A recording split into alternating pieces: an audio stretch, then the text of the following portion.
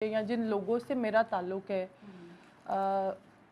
They were the founder of basketball in Pakistan.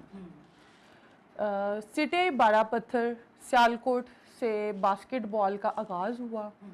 Mister लाल मोती लाल जो के founder थे बास्केटबॉल के, उसके बाद आगे उनके जो बेटे हैं मिस्टर नज़ारत लाल, उन्होंने इस रीत को कायम करते हुए आज भी वहाँ पर एक प्रॉपर ग्राउंड है जहाँ पर मैं कह सकती हूँ कि उस ग्राउंड ने पाकिस्तान को बहुत बेस्ट प्लेयर्स दिए।